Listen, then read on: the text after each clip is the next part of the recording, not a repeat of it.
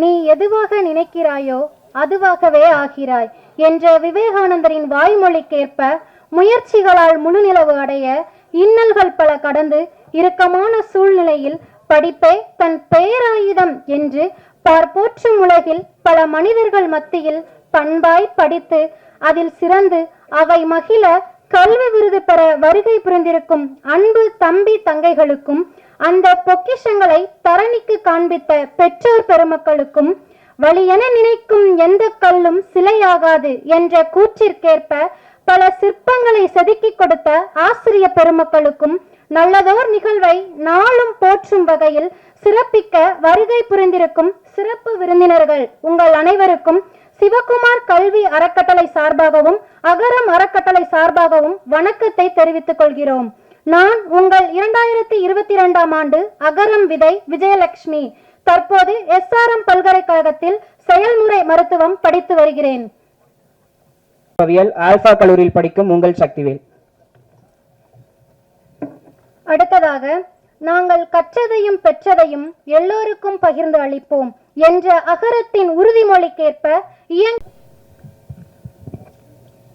அவையோர் அனைவருக்கும் மாலை வணக்கம். Shri Sivakumar educational and charitable ட்ரஸ்டின் 45வது பரிசளிப்பு விழாவிற்கு வந்திருக்கும் திரு சிவகுமார் ஐயா அவர்களுக்கும், திரு ஞானி ஐயா அவர்களுக்கும், திரு மாயா ஐயா அவர்களுக்கும், சூர்யா அண்ணா அவர்களுக்கும், கார்த்தி அண்ணா அவர்களுக்கும் மாலை வணக்கம். அண்ட் மிகப்பெரிய என்னோட வெல்கமை உங்களுக்கு சொல்லணும்னு ஆசைப்படுறேன். கல்வியே எங்கள் ஆயுதம், கல்வியே எங்கள் கேடயம், கல்வியே எங்கள் சமூக பாதுகாப்பு. இது வெறும் வாக்கியம் இல்லை, எங்களோட வாழ்வாதாரம். நான் மனோஜ்குமார், அகரத்தின் 2015 ஆண்டு விதை, BE மெக்கானிக்கல் இன்ஜினியரிங் முடிச்சுட்டு இப்போ ஃபோர்டில் டிசைன் இன்ஜினியர் ஒரு பாஸ்ட் 5 இயர்ஸாக ஒர்க் பண்ணிக்கிட்டு இருக்கேன்.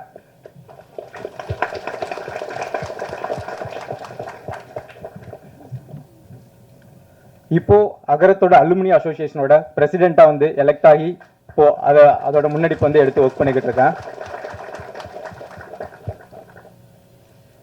இந்த அகரம் அலுமினி அசோசியேஷன் எதுக்காக பண்ணனா, இது என்னன்னா பேசிக்கலி எங்களோட அலுமினிஸ் எல்லாருமே ஒரே கூட்டமைப்பில் இருந்து எங்களால் முடிஞ்ச முன்னெடுப்புகளை நம்ம அலுமினிஸ்க்கும் நம்ம அகரமுக்கும் நம்ம சமூகத்துக்கும் எந்த விதத்தில் கொண்டு போகலாம் அப்படின்ற ஒரு பேசிக்கான ஐடியாஸில் தான் இந்த அசோசியேஷன் ஃபார்ம் பண்ணி ஒர்க் பண்ணிக்கிட்டு இருக்கோம். ஸோ அதில் நிறைய அப்ஜெக்டிவ்ஸ், நிறைய நோக்கங்களோட இந்த விஷயங்கள் முன்னெடுத்து கொண்டு வந்திருக்கோம். ஸோ அதில் ஒரு சில முக்கியமான முன்னெடுப்புகளை உங்கள் முன்னாடி ஷேர் பண்ணணும்னு ஆசைப்பட்றோம். ஸோ அதை சுரேஷ் ஷேர் பண்ணுவாங்க. எல்லாருக்கும் வணக்கம். என்னோட பேர் சுரேஷ். ஸோ அகரத்தின் விதை திட்டத்தின் மூலமாக 2015 ஆண்டு தேர்ந்தெடுக்கப்பட்ட மாணவன் நான். ஸோ இன்னைக்கு ஒரு ஐடி கம்பெனியில் சீனியர் சாஃப்ட்வேர் டெவலப்பராக ஒர்க் பண்ணிட்டு இருக்கேன். ஸோ அகரம் அலுமினி அசோசியேஷன் அல்லது அகரம் முன்னாள் மாணவர் சங்கம், இதோட நோக்கங்கள் ரொம்ப நோக்கங்கள் இருக்கு. அது மிக முக்கியமான 3 நோக்கங்களை இங்கே நான் சொல்லணும்னு ஆசைப்படுறேன். முதல் நோக்கமாக நாங்கள் பார்க்குறது மெடிக்கல் கேம்ப்ஸ். ஸோ இன்னுமே சரியான மருத்துவ வசதி சென்றடையாத பல குக்கிராமங்களும் மலை கிராமங்களும் இருக்கு.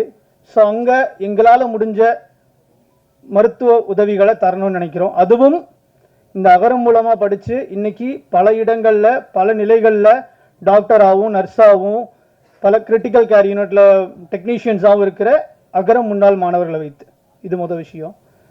ஸோ ரெண்டாவது விஷயம் ஸோ அகரமில் நான் முன்ன சொன்ன மாதிரி பல துறைகளில் பல நிலைகளில் நிறைய மாணவர்கள் இருக்காங்க, வேலையில் இருக்காங்க. சில பேர் கவர்மெண்ட் ஜாப்ஸில் இருக்காங்க, சில பேர் ஒரு மேனேஜர் லெவலில் இருக்காங்க. ஸோ இவங்க மூலமாக அகரமில் படிக்கிற மாணவர்களுக்கும் சமூகத்துக்கும் நம்மளால் திருப்பி என்ன தர முடியும் அப்படிங்கிறத நோக்கமாக வச்சுக்கிட்டு, ஸோ அவங்கக்கிட்ட இருக்கிற டெக்னிக்கல் ஸ்கில்ஸாக இருக்கலாம், இல்லை ஒரு டாக்டர் இருக்காங்கன்னா அவங்கக்கிட்ட இருந்து ஒரு கன்சல்டேஷனாக இருக்கலாம். இந்த மாதிரி விஷயங்களை அகரம் மாணவர்களுக்கும் அகரம் சார்ந்த எல்லாருக்கும் இந்த சமூகத்திற்கும் தரணும்னு ஆசைப்படுறோம். இது ரெண்டாவது விஷயம். மூணாவது விஷயம், பப்ளிக் ஈவெண்ட்ஸ் மூலமாக அகரமுக்கு புதிய வாலண்டியர்ஸை கொண்டு வர்றது. இந்த கல்விங்கிறது மிக எட்டாத கனியாக இன்னும் பல இடங்களில் இருக்குது ஆக்சுவலாக. ஸோ இப்போ நாங்கள் ஒரு மலை கிராமங்களில் போய் ஒரு தேடல் பண்ணோம் ஆக்சுவலாக இந்த செலெக்ஷன் ப்ராசஸில். அப்போ பார்த்தீங்கன்னா ரொம்ப ரொம்ப ஏழ்மையான நிலைமையில் இன்னுமே இருக்காங்க, ரொம்ப ரோடு வசதி இல்லாமல் அந்த மாதிரி நிறைய பேர் இருக்காங்க. ஸோ அதுக்கு என்ன பண்ணலாம் அப்படின்னு பார்க்கும்போது அகரமும் அகரம் அலுமினி அசோசியேஷன் அதுக்காக நிறைய முயற்சிகள் எடுத்துட்டு இருக்காங்க. தொடர்ந்து செலெக்ஷன் ப்ராசஸ்லாம் போயிட்டு தான் இருக்காங்க. ஸ்டில் எங்களுக்கு இன்னுமே நிறைய வாலண்டியர்ஸ் தேவைப்படுறாங்க. அதுக்காக சமூகம் சார்ந்த நிகழ்வுகள் மூலமாக புதிய தன்னார்வலர்களை அகரம் உள் இணைய வைத்தல், இந்த மாதிரி 3 மெயினான விஷயங்கள் வச்சிருக்கோம். சப்போஸ் நான் ஒரு பொதுவான ஜனமாக இருக்கேன், எனக்கும் அகரம்ல தொடர்ந்து பயணிக்கணும்னு ஆசைப்படுறேன், இல்லை எனக்கும் இந்த அகரமோட செலெக்ஷன் ப்ராசஸ்லையோ இல்லை ஏதோ ஒரு விதத்தில் உள்ள வரணும் அப்படின்னு நினைக்கிறேன்னா தாராளமாக வரலாம். ஸோ அது உங்கள் டைமாக இருக்கலாம், இல்லை உங்கள் ஃபினான்ஷியல் கான்ட்ரிபியூஷனாக இருக்கலாம், இல்லை என்ன விஷயமா வேணாலும் இருக்கலாம். பட் நிறையா பசங்க இந்த மாதிரி நிறையா பசங்க இன்னும் வாய்ப்புக்காகவும் உதவிக்காகவும் வெயிட் பண்ணிட்டு இருக்காங்க. ஸோ நம்மளால முடிஞ்ச உதவியை நாம பண்ணுவோம் அப்படின்னு கேட்டுட்டு விடைபெறுறேன். நன்றி, வணக்கம். மாணவர்கள் சார்பாகவும் இந்நாள் மாணவர் சார்பாகவும் உங்கள் அனைவரையும் வருக வருக என மீண்டும் ஒருமுறை வரவேற்றுக் கொள்கிறேன். ஸ்ரீ சிவகுமார் கல்வி அறக்கட்டளை குடும்ப சூழல் மற்றும் சமூக தடைகளை கடந்து 12ஆம் வகுப்பு பொதுத் தேர்வில் சிறந்த மதிப்பெண் எடுத்து முதல் முறையாக கல்லூரிக்கு செல்லும் மாணவர்களை ஊக்கப்படுத்தும் விதமாக 44 வருடம் தொடர்ந்து இவ்விழாவினை சிறப்பித்து வருகிறது. ஒரு அறப்பணியை 44 ஆண்டுகள் தொடர்ச்சியாக செய்வதற்கு அதீத உழைப்பும் சலிக்காத ஆர்வமும் வேண்டும். ஆம், உண்மைதான். இதோ 45வது விருது வழங்கும் விழா. விழாவின் நாயக்கர்களாக இருக்கும் மாணவர்களுக்கு விருது வழங்க மேடையில் இருக்கும் சிறப்பு விருந்தினர்களை அன்போடு அழைக்கிறேன். முதலாவதாக ரக்ஷினி.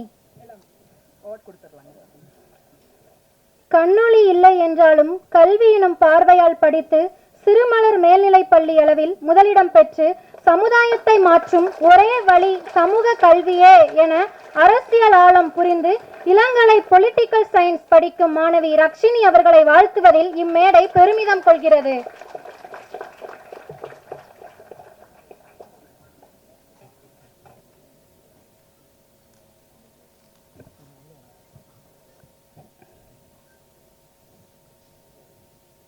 அடுத்ததாக சத்யபிரியா. பெற்றோர்கள் இருவரும் மாற்றுத்திறனாளி. தமக்கு பிறந்த பெண் குழந்தையும் கண் தெரியவில்லை என்று விட்டுவிடாமல் படிக்க வைத்து அக்குழந்தையை நன்கு படிக்க வைத்து 12ஆம் வகுப்பில் புவியியலில் 100% வாங்கியுள்ளார். கண்ணால் உலகை பார்க்க முடியவில்லை என்றாலும் படிப்பால் உலகை தன்வசம் ஆக்கியவள் சத்யபிரியா. இப்பொழுது எத்திராஜ் மகளிர் கல்லூரியில் இளங்கலை ஆங்கிலம் பயின்று வருகிறார். அவர்களை வரவேற்பதில் பெருமகிழ்ச்சி அடைகிறோம்.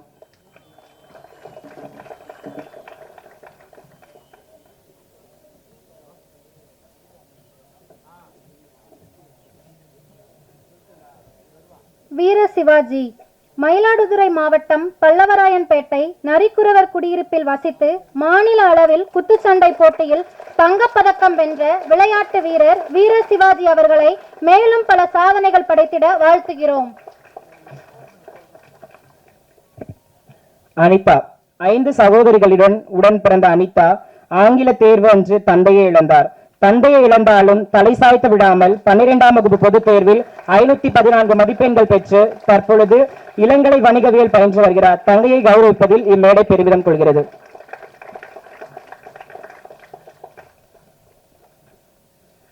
அபிராமி. தந்தையோ உடனில்லை, தாயோ மாற்றுத்திறனாளி, தமையனோ துணிக்கடையில் பகுதி நேர தொழிலாளி. இன்னல்கள் பல இருந்தாலும் இறுதி மூச்சாய் கல்வி எனும் காற்றை சுவாசித்து 12ஆம் வகுப்பில் 566 மதிப்பெண் பெற்று தற்போது இளங்கலை வணிகவியல் பயிலும் மாணவி. விக்ரமசிங்கபுரத்தில் இருந்து விளையாட்டு பிரிவில் மாநில அளவிலான கைப்பந்து போட்டியில் பரிசு பெற்றுள்ளார். வாழ்த்துக்கள் தங்கையே. பார்த்தசாரதி. ஆதி திராவிட நலப்பள்ளியில் படித்து ஜேஇ நுழைவுத் தேர்வில் 112 மதிப்பெண்கள் பெற்ற விருதுநகரைச் சேர்ந்த ஆட்டோ ஓட்டுநரின் மகன் பார்த்தசாரதிக்கு சென்னை ஐஐடியில் பயில வாய்ப்பு கிடைத்துள்ளது. மேலும் பல சாதனைகள் புரிந்திட வாழ்த்துக்கள்.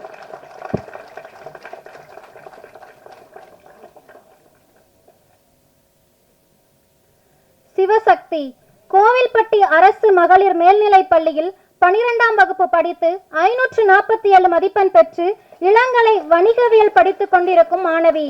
தந்தையை இழந்து தாயாரின் அரவணைப்பில் இளங்கலை படிக்க வந்திருக்கும் முத்து நகரத்து சிற்பி சிவசக்தி அவர்களுக்கு வாழ்த்துக்கள்.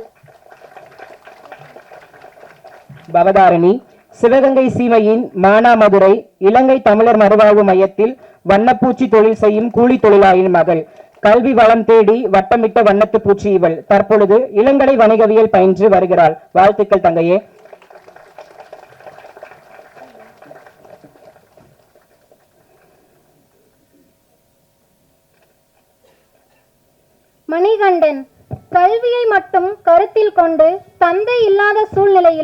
அம்மாவின் உழைப்பில் மட்டும் வளர்ந்து 12ஆம் வகுப்பில் 426 மதிப்பெண்கள் எடுத்து விழுப்புரம் அரசு கலை கல்லூரியில் இளங்கலை வணிகவியல் சேர்ந்துள்ள மாணவன் மணிகண்டன் அவர்களை அரங்கம் சார்பாக வாழ்த்துகிறோம்.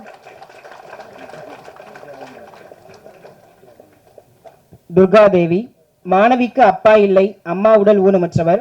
அம்மா 3 சக்கர வாகனத்தில் சென்று பூ வியாபாரம் செய்கிறார். கல்வி என்னும் துடுப்பு கொண்டு கல்லூரி சேர வந்திருக்கும் கடலோரத்து மாணவி துர்காதேவி தற்போது குந்தவை நாச்சியார் அரசு கலை கல்லூரியில் இளங்கலை வணிகவியல் படித்து வருகிறார். வாழ்த்துக்கள் தங்கையே.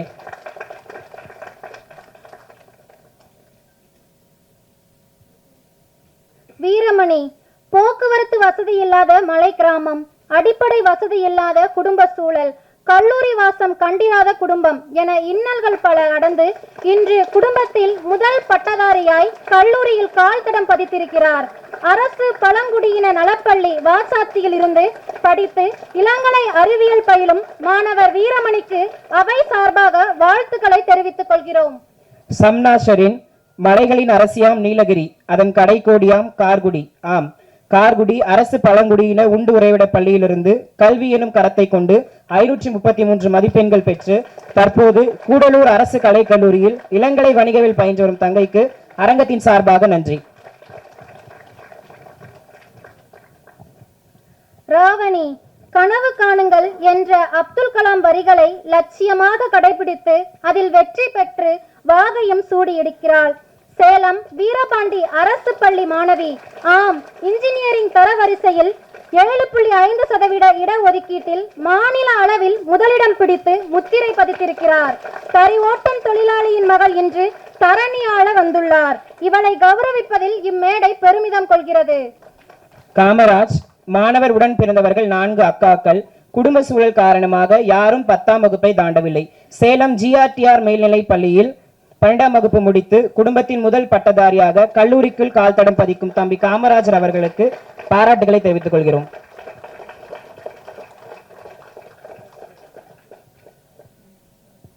சுமையா பானு, அரசு பழனி பெண்கள் மேல்நிலை பள்ளியில் படித்த மாற்றுத்திறனாளி மாணவி இவள். ஒரு கண் மற்றும் ஒரு சிறுநீரகத்துடன் உயிர் பிழைத்த மாணவி.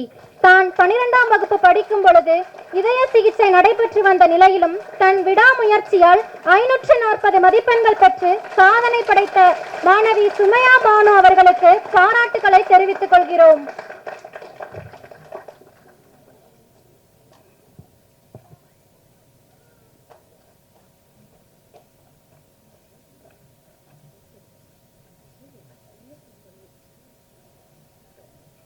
ஜனனி, இளையன்குடி தாயமங்கலம் இலங்கை தமிழர் மறுவாழ்வு மையத்திலிருந்து கல்விதான் தன் தீராத அடையாளம் என கருதி 12ஆம் வகுப்பில் 446 மதிப்பெண்கள் பெற்று தற்பொழுது இளங்கலை வணிகவியல் பயிலும் தங்கை ஜனனிக்கு வாழ்த்துக்கள்.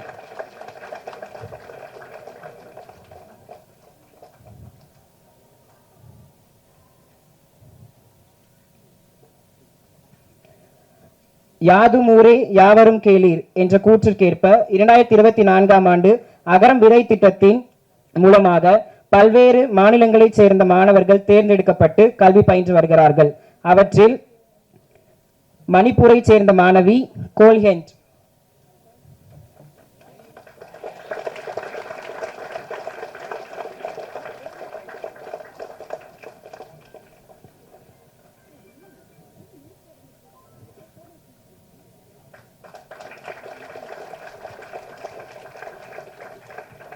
ஏழுமலை, தாய் தந்தை தமையன் போட்டு எட்டி இருக்கிறார். புளியம்பட்டி அரசு ஏகலைவா மாதிரி பள்ளியில் படித்த மாணவர் 347 மதிப்பெண் பெற்று தற்போது இளங்கலை தாவரவியல் படிக்கும் ஜமுனாமரத்தூர் மலை கிராமத்து மாணவர் ஏழுமலை. வாழ்த்துக்கள் தம்பி. பரமேஸ்வரி, இருளர் இனத்தின் இன்னல்களை போக்கிட அறியாமையை அகற்றிட இவள் எடுத்த ஆயுதம் கல்வி. பிறந்தது முதல் தாய்முகம் பார்க்காத பிள்ளை தந்தையின் நிழல் மட்டுமே வளர்ந்தது. அரசு பள்ளியிலேயே பயின்று தாய்மொழியை கற்க வேண்டும் என்ற ஆர்வத்தில் திருக்கோவிலூர் அரசு கல்லூரியில் தமிழ் பயிலும் மாணவி பரமேஸ்வரி அவர்களுக்கு நம் அனைவரின் சார்பாக வாழ்த்துக்களை தெரிவித்துக் கொள்கிறோம்.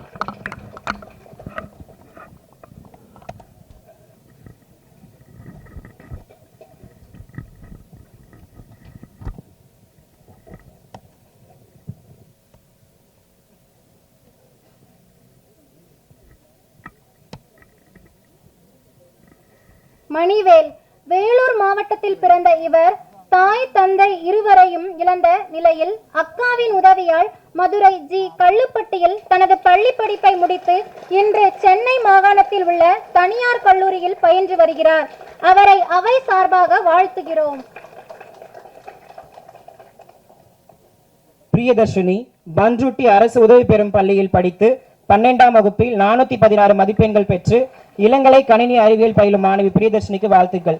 3 மாத குழந்தையாக இருக்கும்போது தந்தை இழந்தவர் தள்ளாடும் வயதிலும் தன்னம்பிக்கை இழக்காமல் கூலி வேலை செய்து தன் பேத்தியின் கனவை நினைவாக்கி இருக்கும் பிரியதர்ஷினியின் தாத்தா பாட்டிக்கும் அரங்கமதிர வாழ்த்துக்கள். சௌந்தர்யா. சிறு வயதில் தந்தை இழந்த இவர் தனது 6 வயது முதல் ரெட்டியார்பட்டி அரசு குழந்தைகள் காப்பகத்தில் தங்கி பள்ளி படிப்பை முடித்துள்ளார். ஆசிரியர்களின் உதவியால் தற்போது ராணி அண்ணா கல்லூரியில் இளங்கலை சமூகவியல் படிக்கும் தென்காசியின் சாரல் சௌந்தர்யா அவர்களை அவையின் சார்பாக வாழ்த்துகிறோம். மனோமோகன் மேற்கு தொடர்ச்சி மலையின் கடைக்கோடியில் இருக்கும் பத்துக்காணி அரசு மேல்நிலைப் பள்ளியில் பள்ளி படிப்பை முடித்தார். 348 மதிப்பெண் பெற்று இளங்கலை கணினி அறிவியல் பயிலும் மாணவன். கல்வி வெளிச்சம் தேடி அடைந்த மாணவன் மனுமோகனுக்கு கை கொடுப்பதில் இம்மேடை பெருமிதம் கொள்கிறது. தாரிணி. பட்டங்கள் ஆழ்வதும் சட்டங்கள் செய்வதும் பாரினில் பெண்கள் நடத்த வந்தோம் என்ற பாரதியின் கூற்றுப்படி கோவை சட்டக்கல்லூரியில் சட்டம் பயிலும் மாணவி தாரிணி யார் என்று தெரியுமா? நம் சிவகுமார் ஐயா படித்த சூலூர் பள்ளியில் 565 மதிப்பெண் பெற்று முதல் மாணவி. கோவைக்கு அழகு சேர்க்கும் கல்வி மகள் தாரிணியை கௌரவிப்பதில் இம்மேடை பெருமிதம் கொள்கிறது.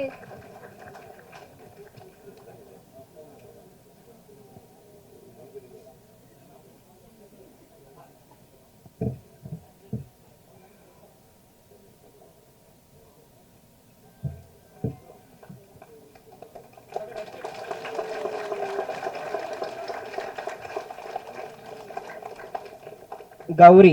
அம்மாவின் அரவணைப்பில் மட்டுமே வளர்ந்த மாணவிக்கு அடுத்தடுத்து 3 தங்கைகள். குடும்பத்தின் முதல் பட்டதாரி. 12ஆம் வகுப்பில் 434 மதிப்பெண் பெற்று தற்பொழுது இளங்கலை வணிகம் படிக்கும் மாணவி. மன்னச்சநல்லூர் மாண்புமிகு மாணவி கௌரி அவர்களை அரங்கம் சார்பாக வாழ்த்துகிறோம். தர்ஷினி. கோத்தகிரி தேயிலை தோட்டத்தில் வசிக்கும் கூலி தொழிலாளரின் மகள். தந்தை பக்கவாதத்தால் பாதிக்கப்பட்டவர். தமையன் விபத்தினால் எலும்பு முறிவு ஏற்பட்டவர். உடன் இருந்ததோ வறுமை, உந்து விசையோ கல்வி. 12ஆம் வகுப்பில் 484 மதிப்பெண் பெற்று பட்டய கணக்காளர் படிக்கும் மாணவி தர்ஷினிக்கு நாம் அனைவரின் சார்பாகவும் வாழ்த்துக்களை தெரிவித்துக் கொள்கிறோம்.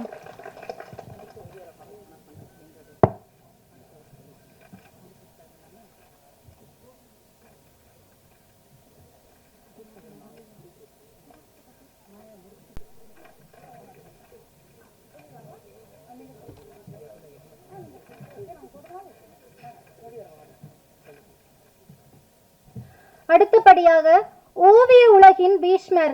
தமிழ் பத்திரிகை உலகின் முதல் படக்கதையான ஜமீன்தார் மகன் என்பதற்கு ஓவியம் வரைந்த புகழ் இவரையே சாரும். ஓவிய உலகின் உயிரோட்டம் சாமி கண்ணில் தொடங்கி பயணம் சற்றளவும் தொய்வின்றி தொடர்கிறது. அவனும் அவளும் என்ற கதையில் அழகாய் தெரிந்ததால் மாயா என்ற மறுபெயர். இத்தகைய ஆளுமையை மரியாதை செலுத்த பல்கலைகளையும் தன்னுள் கொண்டு அமைதிக்கு அழகாய் அவையில் அமர்ந்திருக்கும் எங்களின் முன்னோடி சிவகுமார் ஐயா அவர்களை ஓவியர் மாயா ஐயா அவர்களை கௌரவித்து ஓரிரு வார்த்தைகள் பேச அழைக்கிறோம்.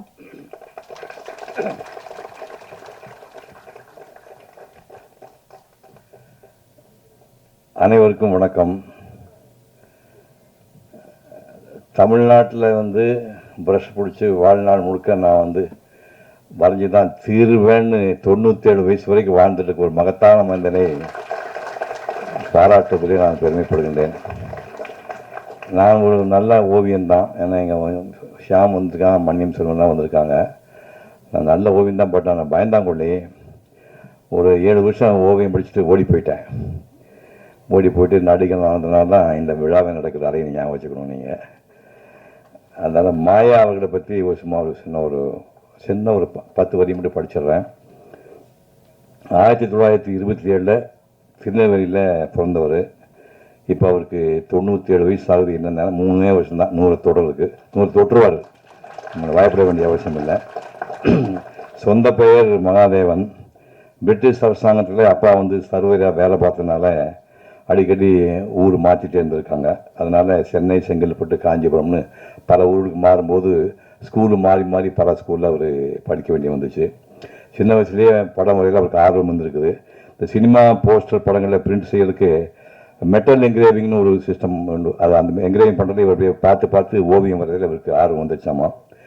பள்ளிக்கூடத்தில் வந்து ஸ்டூடெண்ட்ஸும் வாத்தியார்களும் வந்து இந்த மாதிரி ரெக்கார்டு நோட்டில் இந்த படம் போடுறதுன்னா அது ரொம்ப கஷ்டம். இப்போ வந்து முதுகுத்தண்டு படமெல்லாம் ஈஸியாக வரைய முடியாது. இவருக்கு வந்து அந்த மாதிரி நிறைய பேருக்கு படம் வரைஞ்சி கொடுத்து காலனா அரையனா சாக்லேட்டு மாதிரி அந்த கால சாக்லேட் அது வேறு பப்பரம் மட்டும் வாங்கி கொடுத்துருப்பாங்க உங்களுக்கு. நான் வந்து அதே மாதிரி முதுகுத்தண்டு என் கிளாஸ்மேட்ஸ்க்கெல்லாம் வரைஞ்சி கொடுத்து நானும் அந்த மாதிரிலாம் பொருளாக வாங்கியிருக்கேன். அந்த மாதிரி ஸ்கூலில் இவர் பண்ணியிருக்காரு.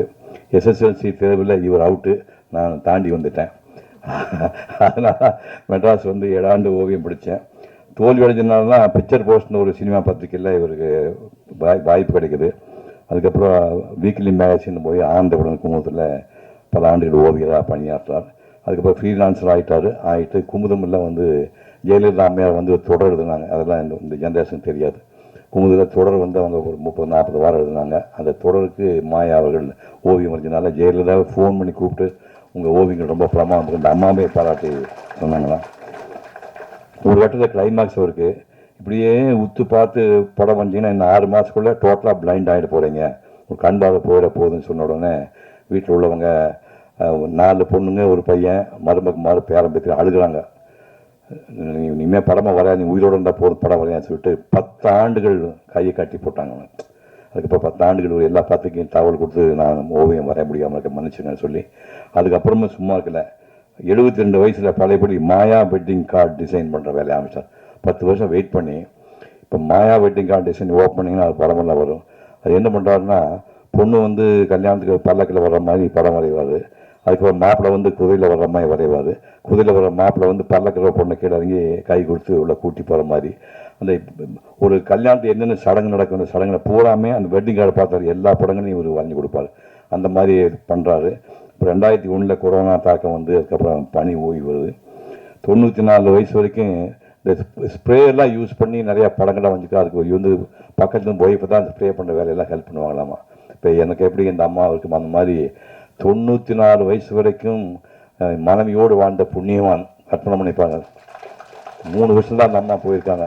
இதை விட புண்ணியம் உங்களுக்கு எதுவுமே கிடையாது. நீங்கள் எல்லாம் சின்ன வயசு ஆளுகளாக இருக்கிறீங்க. மனைவி போனால் தான் உங்களுக்கு கஷ்டம் தெரியும். தாயோடு அறுசுவை போம், தந்தையோடு கல்வி போம், சேயோடு தாம் பெற்ற செல்வம் போம், ஆயவாள் உற்றாரோடு போம், உடம்புறப்போடு தோல்வலி போம், பொற்றாலியோடு எவையும் போம்ட்டாங்க. பொண்டாட்டி போனால் சகலம் போயிடும். அது போய் 94 வயசுக்கு புண்ணியவான், மனைவியோடு வாழ்ந்த புண்ணியவான். இருந்தாலும் மகனும் மருமகமாறு பேரம் பேத்திங்களும் அவங்க நல்லா கவனிச்சுக்கிறாங்க. இப்போ வயசு ஒரு 97, இந்த வயசுலையும் சொல்லாரு எனக்கு கண்ணு நல்லா தெரியுது, இப்போ ஒரு படம் வரைவேன்னு சொல்லாரு. இந்த மாதிரி நாள் 100 ஆண்டு கொண்டாட முடியும். இந்த மகத்தான மனிதனை ஓவியரோட 20 முறை கௌரவிப்பதிலே நாங்களும் என் குடும்பமும் சந்தோஷப்படுகிறது. நன்றி, வணக்கம்.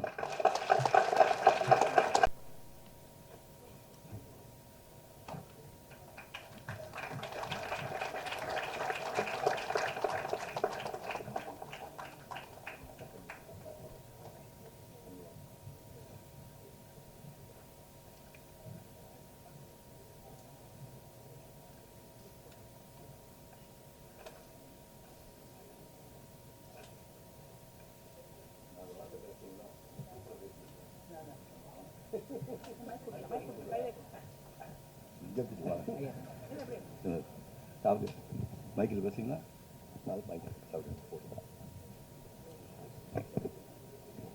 என்னுடைய பேரன் இருக்கட்டும், என் மனசில் தோணிட்டு தானே நான் பேசுகிறேன்.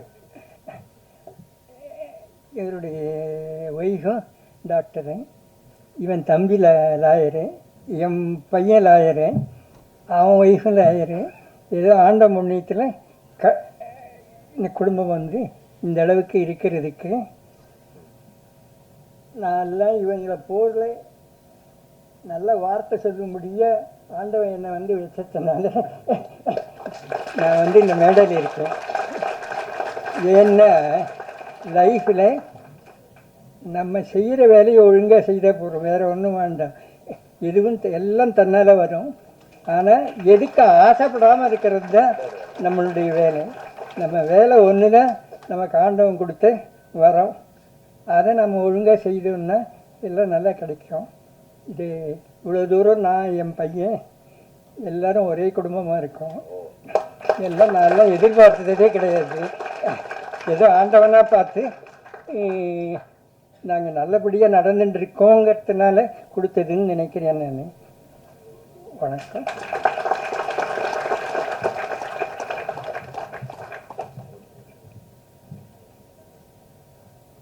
நன்றி ஐயா. விருது வழங்கிய அத்தனை சிறப்பு விருந்தினர்களுக்கும் மனமார்ந்த நன்றியை தெரிவித்துக் கொள்கிறோம். அதனைத் தொடர்ந்து குழு புகைப்படம் எடுக்க இருப்பதால் விருது வாங்கிய மாணவர்கள் அனைவரும் மேடைக்கு வருமாறு கேட்டுக்கொள்கிறோம்.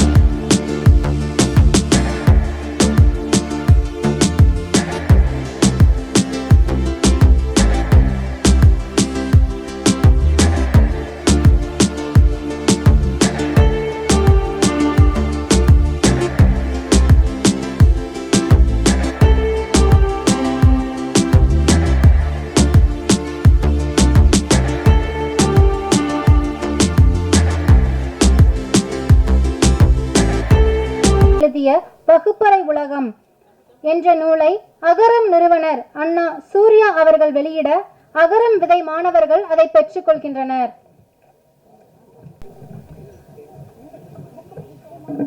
மெக்கானிக்கல் இன்ஜினியராக பணியாற்றி வரும் விஜயபாஸ்கர் விஜய் அவர்கள் அகரம் நடத்தி வரும் யாதும் இதழில் எழுதி வருகிறார். இவர் எழுதிய இந்நூல் உலகின் 29 நாடுகளில் கல்வி முறைகள் எப்படி உள்ளது என்பதை காட்டும் நூலாக சிறப்பு பெறுகிறது.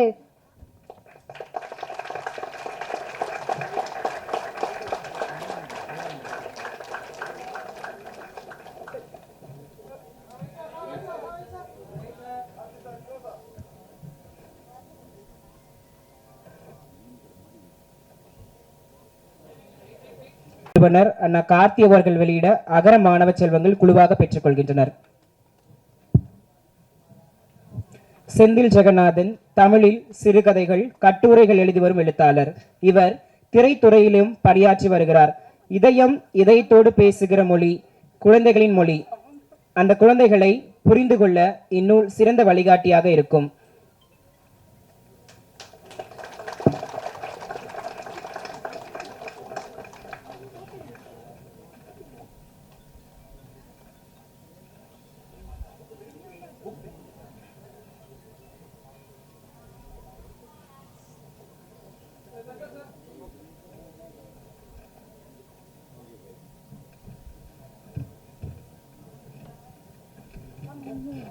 வெளியீடு செய்த மற்றும் பெற்றுக்கொண்ட அத்தனை சிறப்பு விருந்தினர்களுக்கும் மனமார்ந்த நன்றியை தெரிவித்துக் கொள்கிறோம்.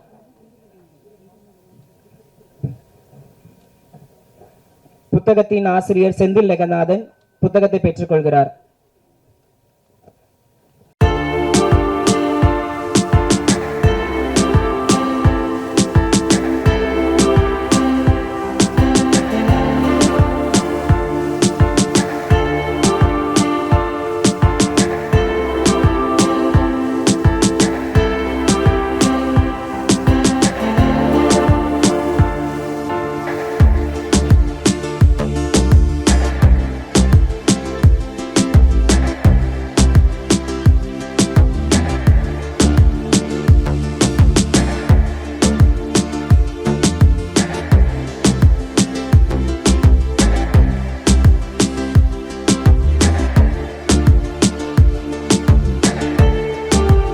செய்து கொண்டிருக்கிறீர்கள்.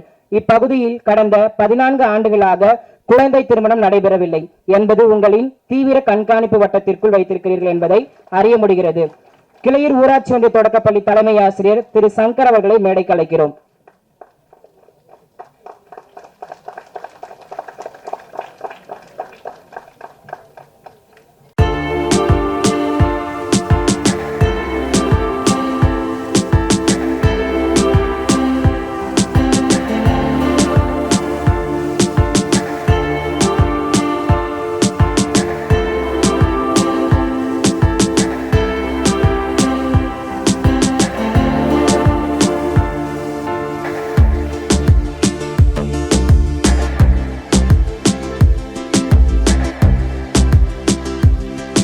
உங்கள் தன்னலமில்லாத பணியை அங்கீகரிக்கும் வகையில் ஸ்ரீ சிவகுமார் கல்வி அறக்கட்டளையின் 45வது ஆண்டு விழா மேடையில் உங்களை கௌரவிப்பதில் நாங்கள் பெருமை கொள்கிறோம்.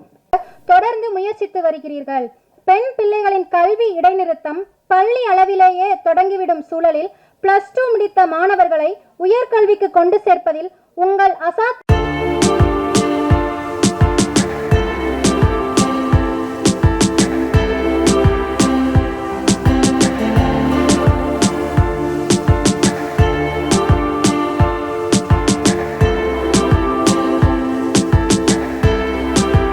உங்கள் தன்னலமில்லாத பணியை அங்கீகரிக்கும் வகையில் ஸ்ரீ சிவகுமார் கல்வி அறக்கட்டளையின் 45வது ஆண்டு விழா மேடையில் கௌரவிப்பதில் நாங்கள் பெருமை அடைகின்றோம். நன்றி ஐயா.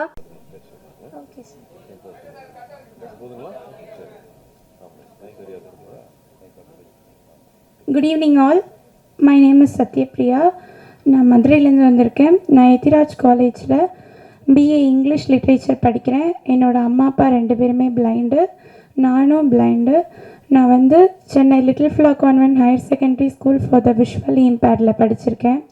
Thank you Shri Sivakumar sir charitable trust and Agaram charitable trust. Thank you sir. Thank you so much for your wonderful award. Thank you sir.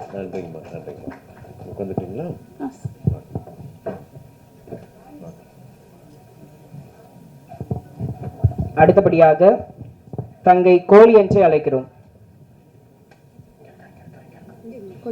I'm from Manipur. Tonight I would like to share something about Manipur. As my state has been under a war since 2023, there is a lot of violence and suffering all that time. I belong to the Kukizo tribes and we are all suffering a lot. If not for this violence, I would have been studying in a college in Manipur itself. I'm grateful to be studying here, but many students from Manipur have dropped out of their schools and college. They can't afford an education. They can't even lead a normal life. Thousands are in relief camps, not being able to afford even basic food. I'm praying for peace to return to Manipur as soon as possible. I hope this war ends soon, so that the future of many students like me is not lost. Please pray for us. I'm thankful for this opportunity. Thank you so much. தங்கை தாரிணியை அழைக்கிறோம். நான் வந்து என் பேர் Tharini, Sulur girls ஸ்கூலில் படித்தேன். இப்போ வந்து BA LLB Coimbatore லா காலேஜில் படிக்கிறேன். இதுக்கு வந்து அகரம் ஃபவுண்டேஷனும் சிவகுமார் சாரோட சேரிட்டபிள் ட்ரஸ்ட்டும் எனக்கு வந்து ஃபுல்லாக ஹெல்ப் பண்ணுறாங்க. அதுக்கு வந்து ரொம்ப தேங்க்ஸ் சொல்லிக்கிறேன். நான் கண்டிப்பாக 5 இயர்ஸ் கழித்து உங்கள் கூட சேர்ந்து எல்லாருக்கும் இதே மாதிரி சர்வீஸ் பண்ணுவேன், கண்டிப்பாக சொல்கிறேன். தேங்க்யூ எல்லாருக்கும். தேங்க்யூ.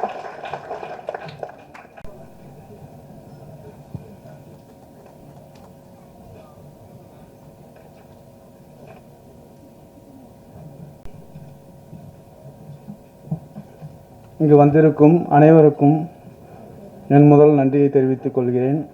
கல்விக்காக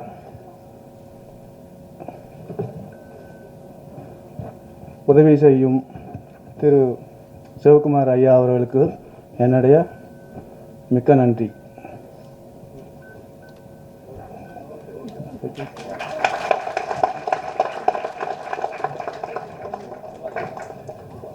நன்றி ஐயா. இந்த அரங்கையும் எங்கள் உள்ளங்களையும் உணர்ச்சிகளால் உறைய வைத்த மாணவர்களுக்கும் அவர்களின் ஊராட்சி ஒன்றிய தொடக்கப்பள்ளி தலைமை ஆசிரியர் பிரகாஷ் அவர்களை கௌரவிப்பதில் இம்மேடை பெருமிதம் கொள்கிறது. அவரை ஓரிரு மணித்துளிகள் பேச அன்புடன் அழைக்கிறோம்.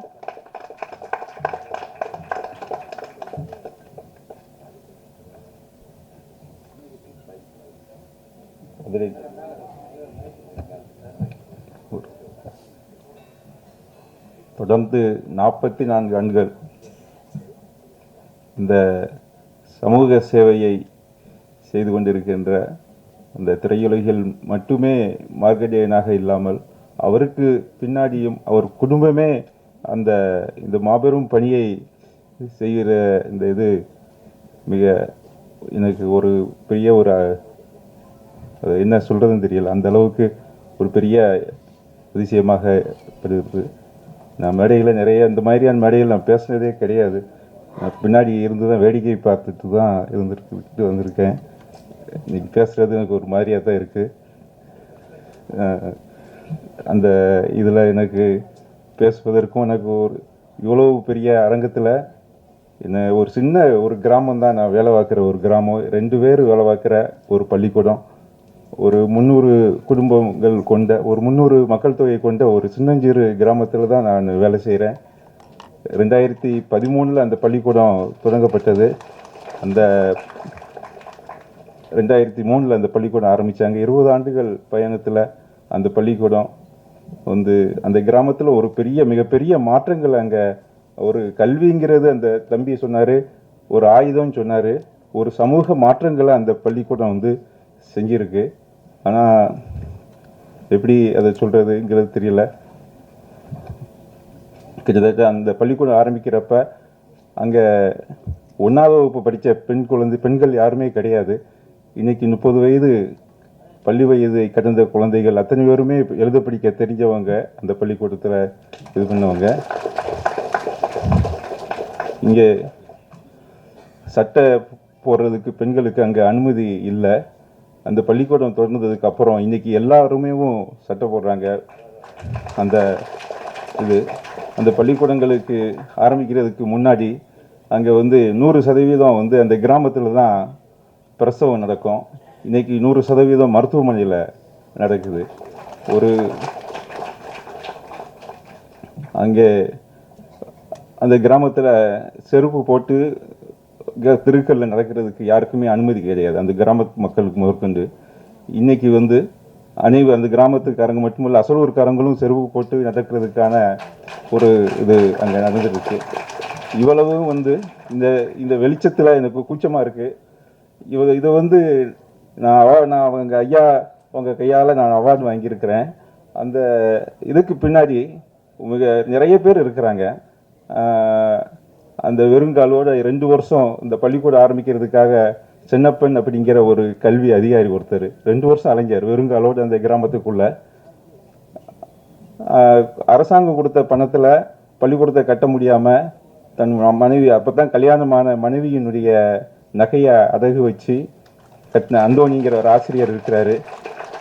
பக்கத்தில் 10 கிலோமீட்டருக்கு அப்பால் இருக்கிற பிஹெச் அந்த சென்டர், அந்த அரசு மருத்துவமனை வேலை பார்க்குற மருத்துவர் ஒருத்தர் என்ன இந்த கிராமத்தில் இருந்து யாருமே நம்ம ஹாஸ்பிட்டலுக்கு வரலையே அப்படின்ட்டு இந்த கிராமத்தை தேடி வந்தார்.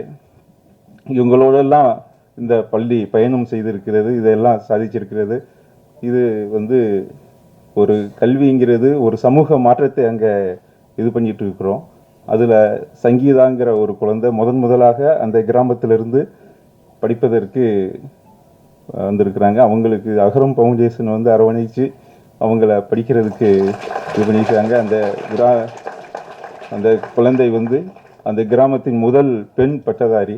அவங்களுக்கு இது பண்ணுறதுக்கு நான் ரொம்ப அவங்களுக்கும் அந்த குடும்பத்துக்கும் ரொம்ப நான் மனசார அந்த கிராமத்தின் சார்பாக நான் நன்றி தெரிவித்துக் கொள்கிறேன்.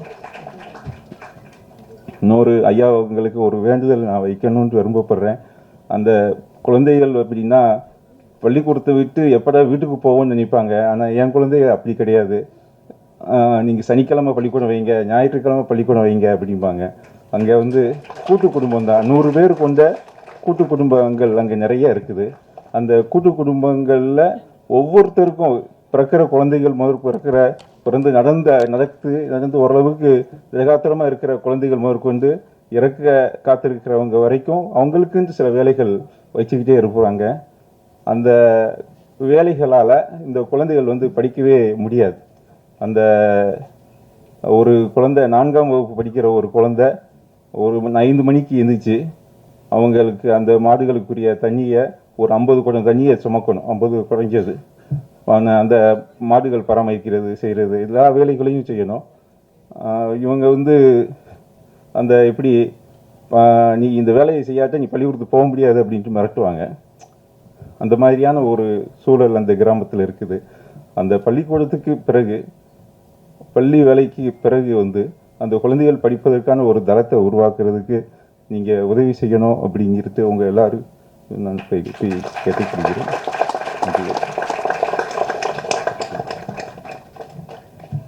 வார்த்தைகளால் வர்ணிக்க முடியவில்லை உங்கள் வாழ்நாள் சாதனைகளை எல்லாம். ஆசிரியர் பணியே அறப்பணி என ஐயா அவர்கள் செய்த பணிகளை நாம் காதார கேட்டு மகிழ்ந்தோம். அப்பள்ளியின் மாணவி சங்கீதா தற்பொழுது சென்னை செங்கல்பட்டு மருத்துவக் கல்லூரியில் பிசியோதெரபி பயின்று வருகிறார் என்பதை மகிழ்வோடு தெரிவித்துக் கொள்கிறோம்.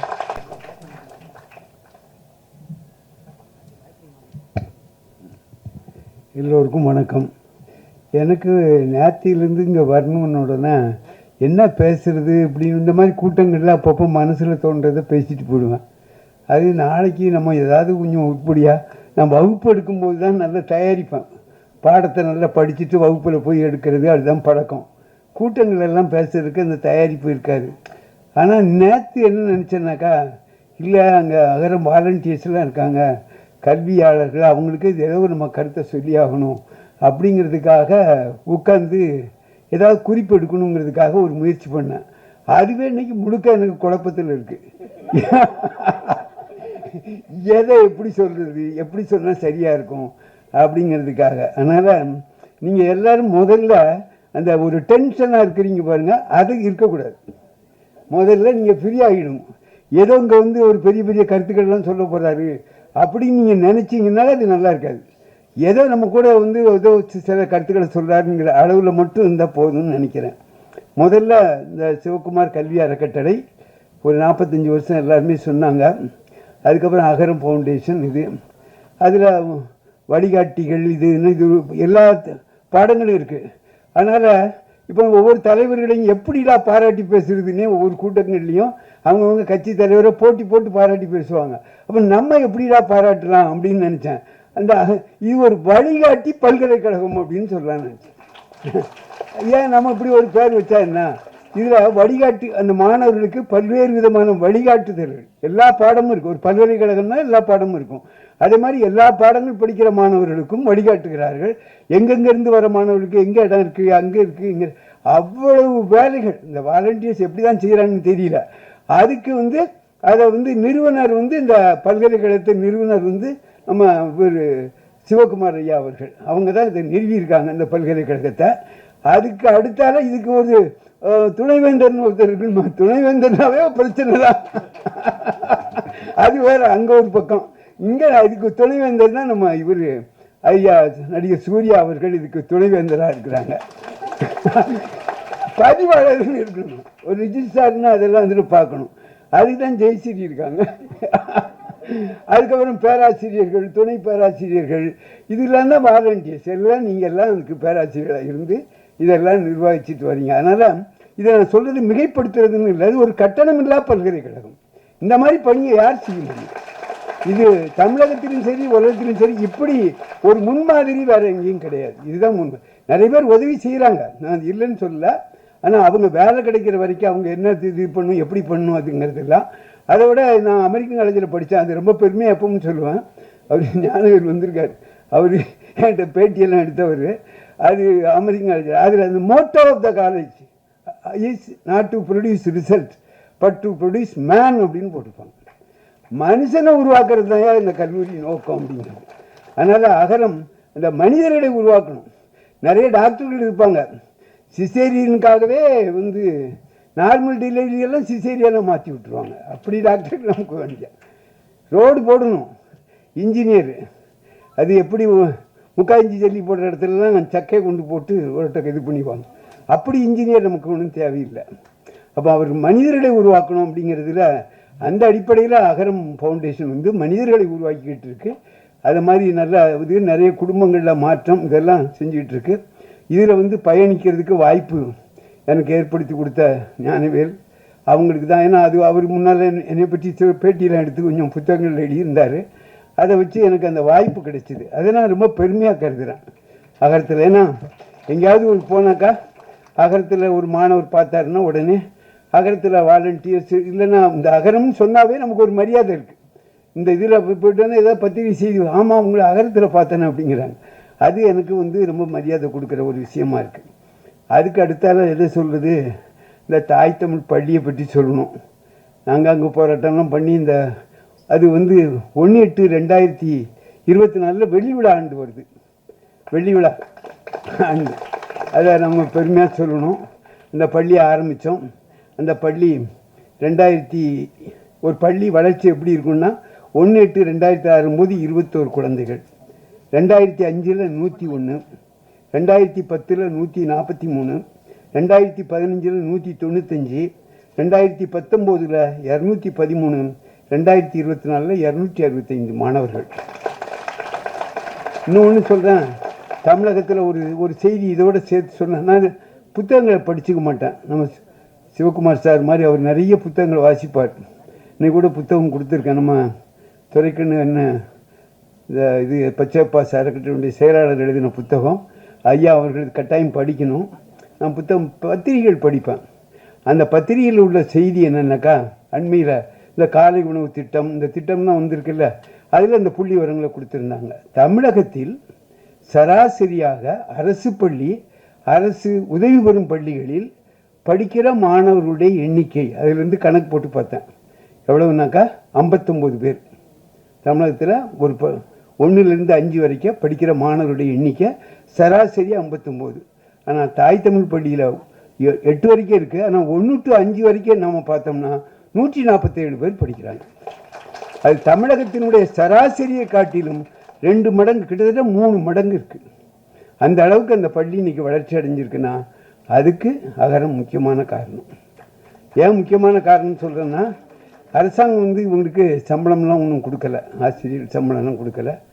அந்த சம்பளத்துக்கெல்லாம் மாதம் மாதம் அவங்களுடைய உதவி இருக்குது. கட்டடம், இன்றைக்கி தாய் தமிழ் பள்ளியில் போய் பார்த்தீங்கன்னாக்கா கட்டட வசதி, ஒரு பள்ளிக்கூடத்தை பார்த்தா கட்டடம் கம்பீரமாக இருக்கணும், அதுக்கு இடம் இருக்கணும். சும்மா ஒரு குடிசை மாதிரி இப்படி வச்சு பையன் அந்த பள்ளியில் படித்தேன்னு பெருமையாக வழியை பேசணும். அப்படி அந்த கட்டிடத்தில் அந்த தோற்றம் வருவதற்கு இதுவரைக்கும் 35 லட்சத்துக்கு மேலே கொடுத்து அந்த பள்ளிக்கூடத்துக்கு உள்கட்டமைப்பு பண்ணியிருக்காங்க.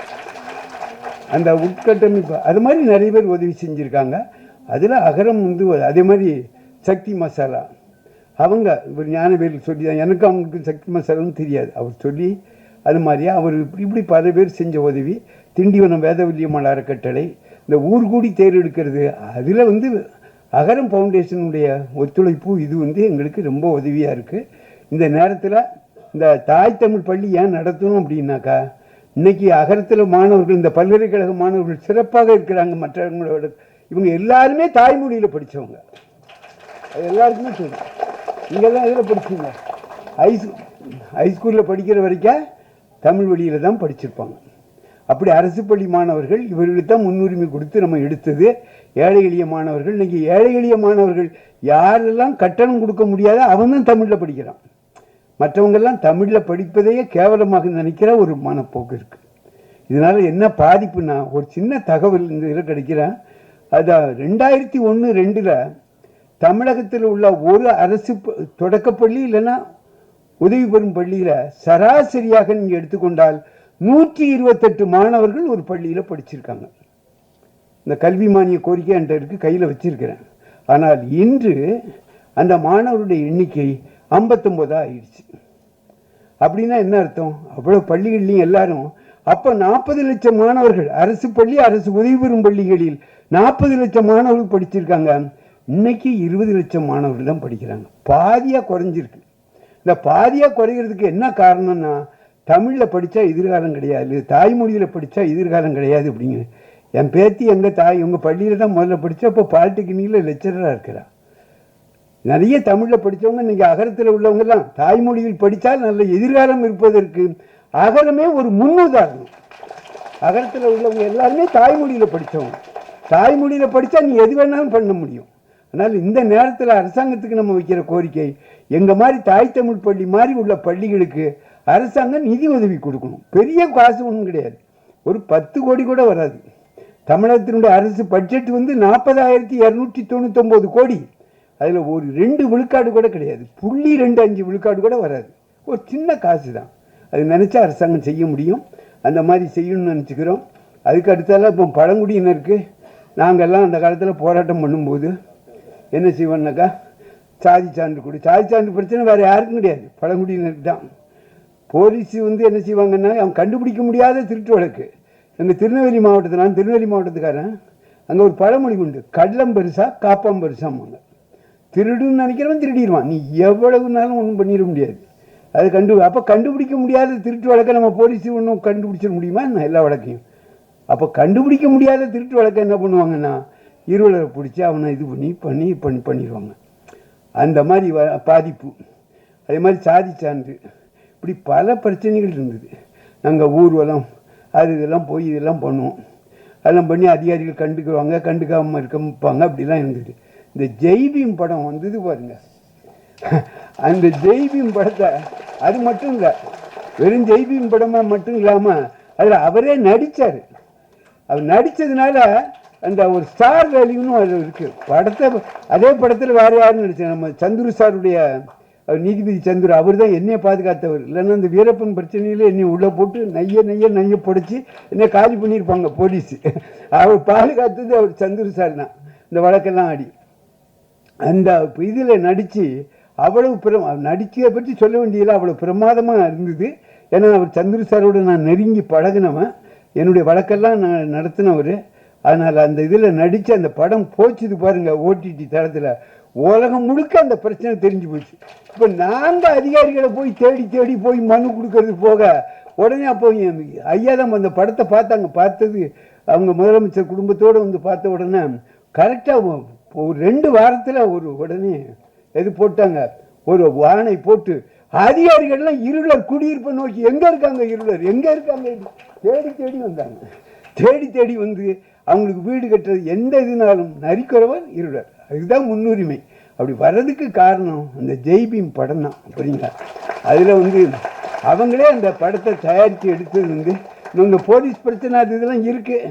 அந்த பிரச்சனையை அவ்வளோ ஈஸியாக ஒன்றும் பண்ணிட முடியாதுன்னு உங்களுக்கும் தெரியும், எல்லாத்துக்கும் தெரியும். இருந்தாலும் மொத்தத்தில் முன்னாடி மாதிரி பிடிச்சிட்டு போனால் உடனே இப்போ இருளர் போய் ஒரு ஸ்டேஷனில் புகார் கொடுத்தா போலீஸ்காரங்க பயப்பட ஆரம்பிக்கிறாங்க. இது என்ன பிரச்சனை ஆகுமோ, இது என்ன சிக்கல் ஆகுமோ அப்படிங்கிற அளவுக்கு அந்த பிரச்சனையை மாற்றினதுக்கு காரணம் இது ஐயாவுக்கு சொல்லணும். அதோட அந்த படத்தை தயாரித்தோட 1 கோடி ரூபா எங்கள் பழங்குடியில் உள்ள கல்வி அறக்கட்டளைக்கு ரூபா கொடுத்துருக்காங்க. நாங்கள் அதை வச்சு அந்த நாங்கள் பரிசு அளிக்கிறதெல்லாம் வகுப்பில் முதல் மாணவர் அப்படி இருந்தாலும் பரிசு அப்படி தான் கொடுத்து ஆகணும். பள்ளிக்கூடத்துக்கு முதல் மார்க்கு 2 மார்க்கு. ஆனால் நாங்கள் என்ன செய்வோம்னா, எங்களுக்கு கல்வி இதில் பழங்குடியினரில் எழுத்தறிவு ரொம்ப குறைவு.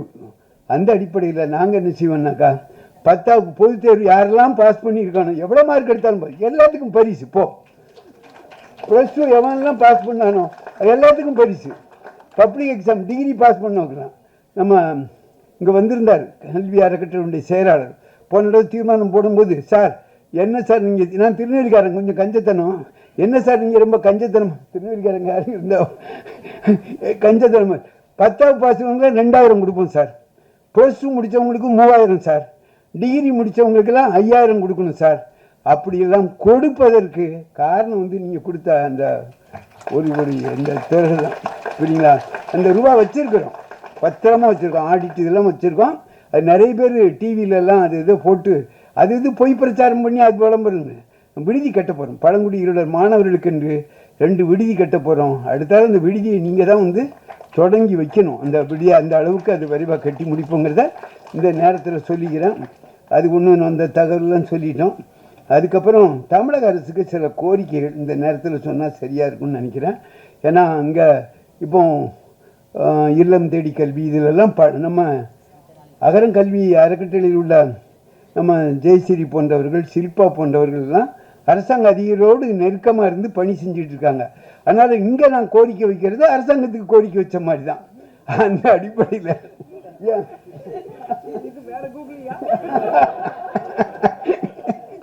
அந்த அடிப்படையில் இந்த கோரிக்கையை சொல்ல கடமைப்பட்டிருக்கேன். வேற ஒன்றும் இல்லை, ரொம்ப எளிதான கோரிக்கை தான். நான் முதல்ல சொன்ன இந்த அரசு பள்ளி, அரசு உதவி பெறும் பள்ளி, இந்த பகுதி நேரம் பகுதி உதவி பெறும் பள்ளி 8 வரைக்கும் நல்லா கவனிச்சுங்க, 8வது வகுப்பு வரைக்கும் உதவி இருக்கும், அரசாங்க உதவி இருக்கும். 9, 10க்கு உதவி கிடையாது. அப்புறம் 5வது வரைக்கும் உதவி இருக்கும், 6, 7, 8க்கு உதவி கிடையாது. இது பகுதி அரசு உதவி பெறும் பள்ளிகள்னு பேர். புரியுதுங்களா? இந்த பள்ளி அரசாங்கம் மெட்ரிகுலேஷன் ஸ்கூலில் படிக்கிற கல்வி உரிமை சட்டத்தில் அதுக்கெல்லாம் ரூபா வச்சுருங்க. ஒரு ஆசிரியருக்கு அரசாங்கம் ஒரு ஆசிரியருக்கு ஒரு மாணவருக்காக அரசாங்கம் 30,000 இருந்து எவ்வளவு செலவழிக்கிறாங்கன்னாக்கா 60,000 வரைக்கும் ஒரு மாணவருக்கு ஒரு வருஷத்துக்கு ஆசிரியர் சம்பளமாக கொடுக்குது. அது கொடுக்கணும். ஏன்னா ஆசிரியர் தான் ரொம்ப முக்கியம். கட்டடம் இல்லாமல் பள்ளி இயங்க முடியும், நூலகம் இல்லாமல் பள்ளி இயங்க முடியும். ஆனால் வாத்தியார் இல்லாமல் பள்ளிக்கூடம் இயங்க முடியாது. வாத்தியாருங்கிறது ரொம்ப முக்கியம். அப்போ 8வது வரைக்கும் படிக்கிற பையனுக்கு என்ன கிடைக்கும்?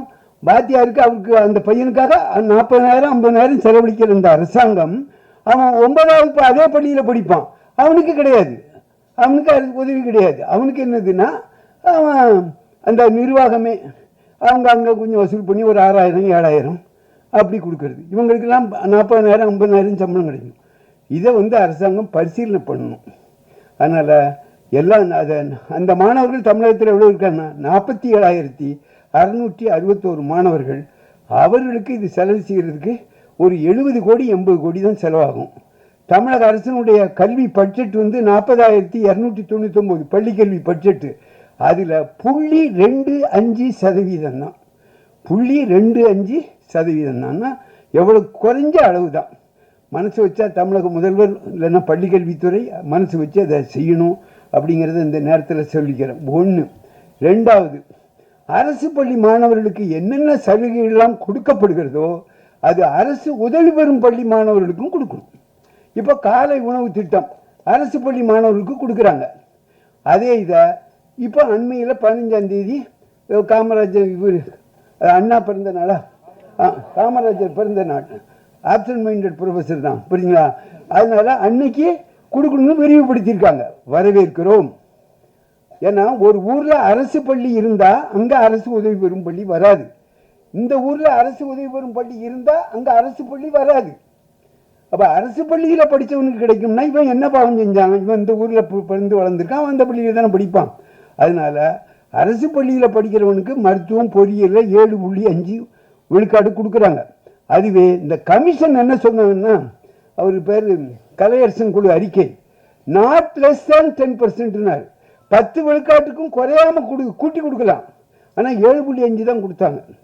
அதை 10 விழுக்காடாக கொடுக்கணும். அதே மாதிரி அரசு உதவி பெறும் பள்ளி மாணவர்களுக்கும் அவர்களுக்கும் அவருடைய எண்ணிக்கைக்கு தகுந்தபடி அவங்களுக்கு ஒரு 6 விழுக்காடு 7 விழுக்காடு அவங்களுக்கும் கொடுக்கணும் அப்படிங்கிற ஒரு கோரிக்கை இந்த நேரத்தில் சொல்கிறேன். அதுக்கப்புறம் கல்வியை தாய்மொழியில் படிக்கலாம். நானே திருவண்ணாமலைக்கு போயிட்டு இருந்தேன். அங்கே பெரிய பட்டிமன்றம் நடந்தது. என்ன பட்டிமன்றம்னா, மருத்துவத்தை தமிழில் சொல்லிக் கொடுக்க முடியுமா முடியாதா, கொடுக்கலாமா, யார் நடத்துறது? மருத்துவர்கள், மருத்துவ கல்லூரியில். அதில் எல்லாரும் கடைசியில் நீதிபதி என்ன முடிவு எடுத்தார்னா மருத்துவக் கல்வியை தமிழில் கொடுக்க முடியும் என்று சொன்னார்கள். ஆமாம், கொடுக்க முடியும்னு முடிவு சொன்னாங்க.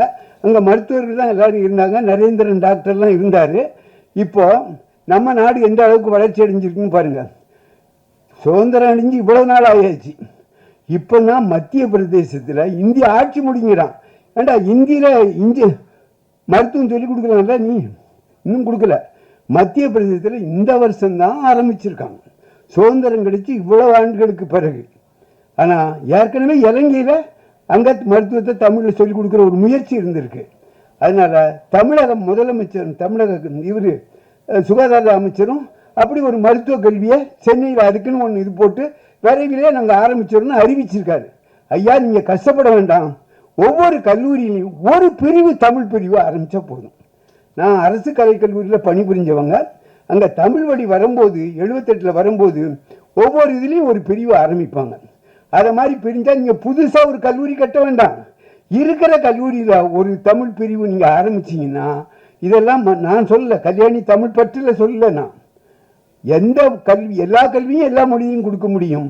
அப்படி அந்த மாதிரி செஞ்சால் தமிழ்நாட்டில் ஆங்கில மோகம் குறையும், தமிழ் வழி கல்வி இதாகும் அப்படின்னு கூறி ரொம்ப நேரத்தை எடுத்துக்கூடாது. அதனால் அப்படி எடுத்துக்கிட்டதுக்கு நான் மன்னிப்பு கேட்டுக்கிறேன். அதனால் இங்கே வந்து பழங்குடியினர் பாதுகாப்பு சங்கம் சிவகாமி மற்ற ஆட்கள் அவருக்கு கல்வி இந்த துரைக்கண் அவர்கள் வந்திருக்கிறார்கள். அவங்க எல்லாம் பச்சையப்பன் அவர் மாணவர் பருவத்திலிருந்து எங்கள் கூட இருந்து எங்கள் பள்ளிக்கும் அவர் தான் அது தலைவர், அறக்கட்டளை தலைவராக இருக்கிறார். இன்னைக்கு பச்சையப்ப அறக்கட்டளை 85,000 கோடி சொத்துள்ள அந்த அறக்கட்டளையும் இன்னைக்கு அவர் செயலாளராக இருந்து பணியாற்றி கொண்டிருக்கிறார். அவர் எழுதின அந்த புத்தகம் தான், அதாவது என்ன நிற்க அதற்கு தக ஞானவேல் தான் அதுக்கு அந்த பெயரை வச்சார். அந்த புத்தகத்தை பற்றியும் இங்கே பேசி நான் விடைபெற வாய்ப்பு அதை அறிமுகப்படுத்தி சொல்லி விடைபெறுகிறேன். வணக்கம். ஏதாவது தவறு இருந்தால் மன்னிக்கணும். ஒரு ட்ரெண்ட் செட் பண்ணிட்டு போயிட்டாருன்னு நினைக்கிறேன், வழிகாட்டி பல்கலைக்கழகம்னு. அப்போ அகரம் வந்து இப்போ வழிகாட்டி பல்கலைக்கழகமாக இருந்துச்சுன்னா அடுத்த கட்டமாக கல்வி, உயர்கல்வி தாண்டி ஆராய்ச்சி சார்ந்த முன்னெடுப்புகளுக்கு ஒரு தொடக்கமாக இருக்கணும் அப்படின்ற அடிப்படையில் மார்ச் 18, 19 2 தினங்கள் அண்ணா பல்கலைக்கழகத்தோடு இணைந்து ஒரு international conclave for women in STEM அப்படின்னு ஒரு கருத்தரங்கம் மாநாடு நடத்தினோம்.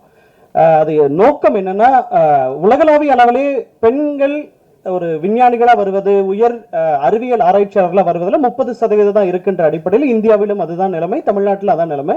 அகரம் அறக்கட்டளை படிக்க வைக்கக்கூடிய மாணவ மாணவிகளில் பெரும்பான்மையானோர் அறிவியல் பொறியியல் படிக்கக்கூடியவர்களை பெரும்பான்மையானோர் மாணவிகளாக இருக்கக்கூடிய சூழல்ல அவர்களுக்கு அடுத்த காலகட்டமாக ஒரு ஆராய்ச்சி துறை, தொழில்நுட்பத்துறையில என்னென்ன வகையில வளர்ச்சிகள் இருக்கு அப்படின்ற ஒரு பார்வையை விரிவுபடுத்தணும், அதில் அவருடைய பங்களிப்பை அதிகப்படுத்தணும் அப்படின்ற நோக்கம் தான் அடிப்படையா இருந்தது international conclave for women in stem.